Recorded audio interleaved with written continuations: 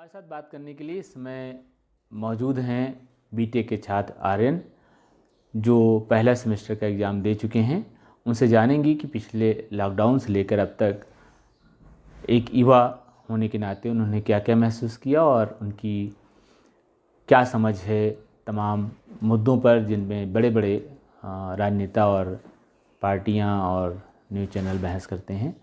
तो सबसे पहले आपका स्वागत है। आप बताइए कि आपका एग्ज़ाम या पढ़ाई का अभी तक क्या चल रहा है? अपने मतलब पहला सेमेस्टर दे लिया है, अब छुट्टियां हुई हैं, क्या है? देखिए, अभी जैसे लॉकडाउन के बाद हम लोग की जो पढ़ाई शुरू हुई थी तो सभी को पता है ये ऑनलाइन सेमेस्टर है, तो सभी के लिए नया है और काफ़ी नए नए अनुभव हैं। और जैसे कि पहले मोबाइल्स को इतना ज़रूरी पढ़ाई में नहीं समझा जाता था, बट अब ये एक नीड हो गई है बच्चों की, बिना इसके कुछ नहीं हो सकता है। और लैपटॉप कंप्यूटर का महत्व भी बढ़ गया है, तो चीज़ें नई नई हुई हैं और ठीक है, अभी एडजस्ट होने में टीचर्स। एक मेरा सवाल बनता है कि जो ऑनलाइन पूरा पढ़ाई गई है, इसमें क्या उस शहरी और ग्रामीण जो अंतर एक पहले था, क्या पढ़ाई में वो अंतर और उभर के सामने आ गया है और तेज हो गया है? मतलब जो गांव के लड़के या जो संसाधन जिनके पास नहीं थे वो लोग, गांव के लड़के, मतलब कहने का मतलब है कि जिनके पास संसाधन थोड़ा सा नहीं थे, या माना जाता है ऐसा, अगर संसाधन है तो गांव शहर का अंतर नहीं है, तो क्या उन लड़कों की मुश्किल बढ़ गई है जिनके पास अच्छा नेट कनेक्शन नहीं है, अच्छा फ़ोन नहीं है? मुश्किल, खैर ये तो डिपेंड करता है। मुश्किल उन लोग की बड़ी है जिनको कुछ उन लोग की मुश्किल कम हुई है जिनको ट्रैवल करने में दिक्कत होती थी।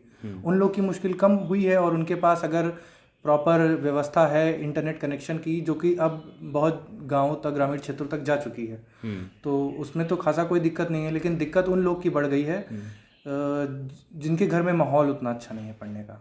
तो अच्छा, यानी घर में अगर अलग जगह नहीं है बैठने के लिए, या शोर शराबा बहुत है, या घर के लोगों का काम या जगह बहुत कम है, उनके यहाँ दिक्कत आई है। अच्छा, सबसे एक बड़ा सवाल है कि इस दौरान आपको मतलब क्या ऐसा लगा कि क्या पढ़ाई और खर्चीली हो गई और महंगी हो गई, जेब पे और जोर डालने लगी है?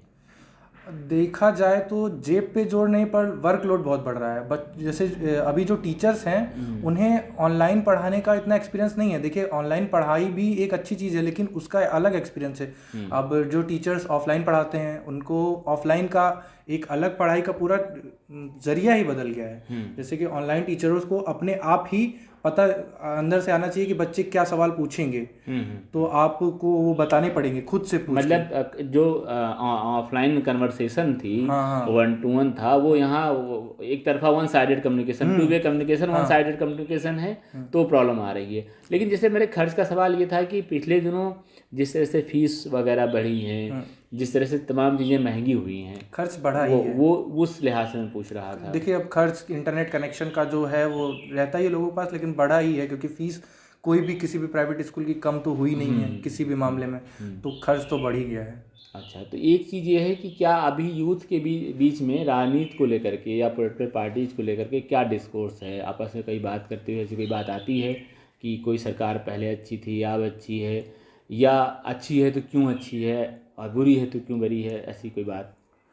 अब देखिए, ये इस समय लोगों को ये बात करना फैसिनेटिंग लगता है, अच्छा लगता है। अब लोग, आजकल की यूथ हैं, बात करते हैं, लेकिन बीच में जो गैप है, जैसे कि अमेरिका जैसा बन गया, जो राइट विंग लेफ्ट विंग बहुत ज़्यादा कट्टर हो चुके हैं, तो ये गैप ज़्यादा बढ़ गया है। लेकिन बातें लोग करते हैं इसके बारे में, बातें करते हैं कि मौजूदा सरकार की जो पॉलिसीज हैं, खासकर जैसे प्राइवेटाइजेशन है, नौकरियों का न निकालना या उन पर रोक एक तरह की है, या सरकार का ये मान लेना कि अब जो स्टूडेंट या पूरी कम्युनिटी का जो भला है वो सारा निजीकरण से होगा।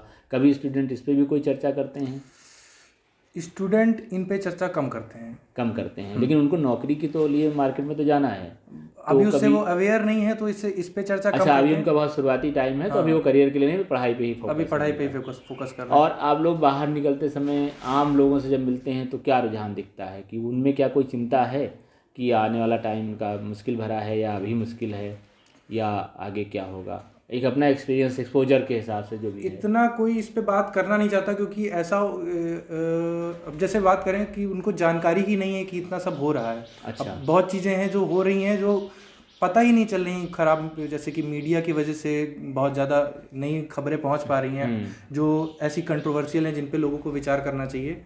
तो ये उसकी वजह से थोड़ा यानी कम कि है जो बात। मीडिया है वो एक्चुअली में काम नहीं कर रहा है, अवेयरनेस वाला काम या इन्फॉर्मेशन देने का भी काम नहीं कर रहा है, वो बहुत चुनिंदा बातों को ही लोगों तक पहुंचा रहा है, हाँ, जिससे कि नीचे जो जनता है वो अवेयर नहीं हो पा रही है। ये उनकी वजह से ना, जो बड़े मीडिया हाउसेस हाँ, हैं। मैं बड़े मीडिया हाउस की ही बात कर रहा हूँ, छोटे तो उनका उतना प्रभाव नहीं होता है।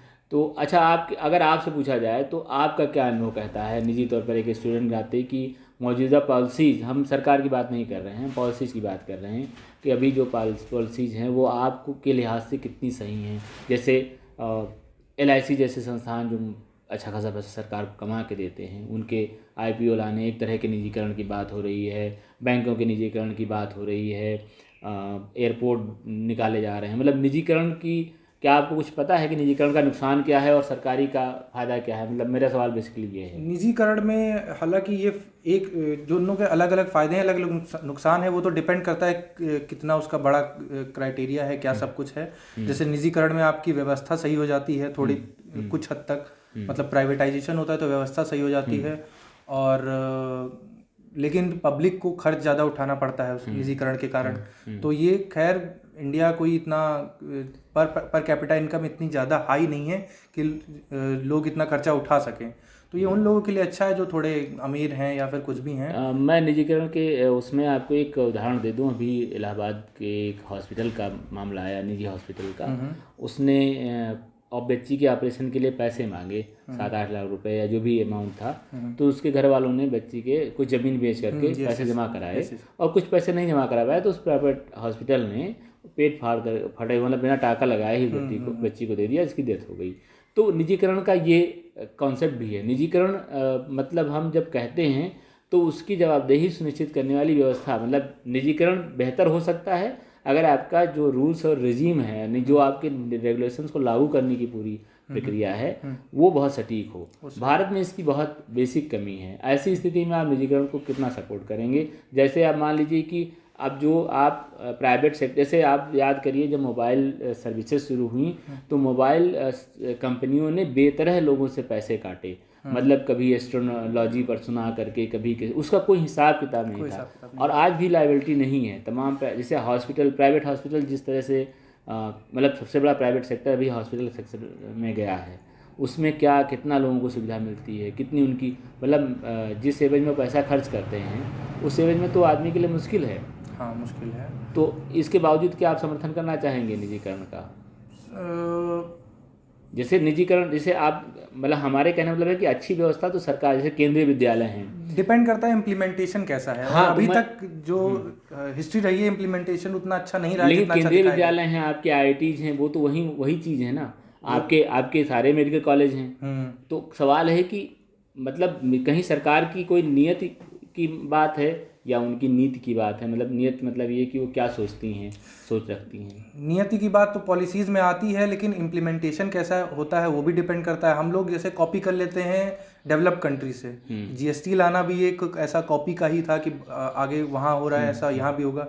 बट वहाँ का इम्प्लीमेंटेशन करना दूसरी तरीके से था। यहाँ आप दूसरी तरह के लोग हैं, दूसरी तरह की पर कैपिटा इनकम है, वैसे इम्प्लीमेंट करना कठिन है ना। तो देखने में कुछ चीज़ें अच्छी लगती हैं कि ये लोग भी कर रहे हैं, उनके यहाँ सक्सेसफुल है, हमारे यहाँ क्यों नहीं होगा। तो यहाँ प्राइवेटाइजेशन तो अमेरिकन मॉडल है, क्योंकि वहाँ, लेकिन वहाँ फिर जो रेगुलेशन है वो बहुत सटीक है। तो यानी कि हम अगर मात खा जाएंगे तो रेगुलेशन में जो दिख रहा है, कम से कम हॉस्पिटल के मामले में। तो चलिए, आपको शुभकामनाएं अगले सेमेस्टर के लिए। छुट्टियां एंजॉय करिए अपनी, आगे फिर बात होगी।